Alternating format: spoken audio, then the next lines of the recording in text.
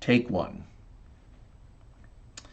Good evening, and welcome to Midvalley Bible Church's virtual prayer meeting for Wednesday, July 14th. My name is Doug Hornock, and I'm the pastor at Midvalley Bible Church. I'm recording this early because Connie and I, along with our 4 children and their families, are in Michigan. We're at a Bible conference center called Gull Lake Ministries. This is our 3rd time to be there, and it's a fantastic Christian retreat center, ideal for a family reunion. All total, there are 25 of our family attending. We've been here since last Saturday, and we'll be flying home on Saturday to be with you for church. And as I was thinking about what I could share with you, I earlier read the devotional put out by Radio Bible Class in Grand Rapids, Michigan, called simply Our Daily Bread. It's a wonderful daily devotional that's been published since 1938, and it's been part of my spiritual discipline ever since I was growing up. My dad used it for family devotions when we were being raised here in Utah, and Connie and I used it for our family's devotions as well. Radio Bible Class is a ministry started many years ago by a medical doctor who felt called into the ministry named M.R. DeHaan.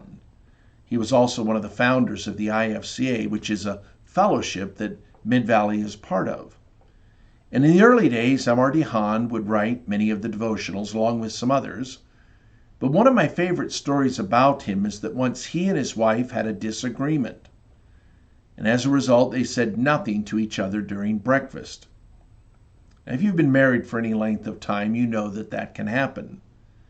But when it was time to read the devotional in Our Daily Bread, she pushed it under M.R. DeHaan's nose and said, "Are you the man who wrote this?" It was an article on kindness and forbearance. DeHaan said that did it. We had to make up right there. But this morning's devotional is entitled The Secret of Contentment. And it comes from Paul's statement in Philippians 4:12, where he says, "I have learned the secret of being content in any and every situation." And the devotional reads as follows. When Johnny Erickson Tata returned home after suffering a swimming accident that left her a quadriplegic, her life was vastly different. Now doorways were too narrow for her wheelchair, and sinks were too high. Someone had to feed her, until she decided to relearn how to feed herself. Lifting the special spoon to her mouth from her arm splint the first time, she felt humiliated as she smeared applesauce on her clothes. But she pressed on. As she said, "My secret was learning to lean on Jesus and say, 'Oh God, help me with this.'" Today she manages a spoon very well. Let me just add as an aside, when Connie and I were with the Christian Medical and Dental Association for a national convention, Johnny was the speaker. And we were in the restaurant at the hotel, and it just so happened that we were a few tables away from Johnny and her husband, Ken. And it was absolutely amazing to watch her eat, and to do so with grace and dignity. Well, the devotional continues. Johnny says her confinement made her look at another captive, the Apostle Paul, who was imprisoned in a Roman jail, and his letter to the Philippians. Johnny strives for what Paul achieved. "I have learned to be content, whatever the circumstances." Note that Paul had to learn to be at peace. He wasn't naturally peaceful. How did he find contentment? Through trusting in Christ. "I can do all this through him who gives me strength." We all face different challenges throughout our days, and we all can look to Jesus moment by moment for help, strength, and peace. He will help us to hold back from snapping at our loved ones.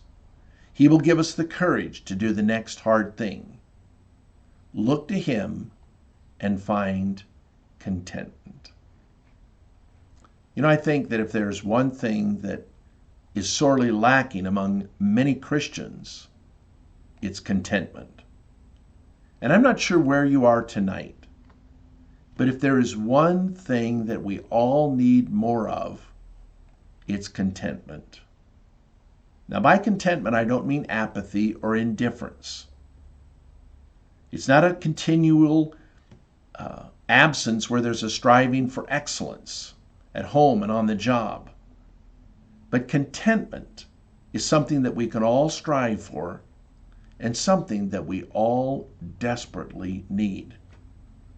And so with that challenge before us as we go to prayer, let's pray for God to give us a greater attitude of contentment.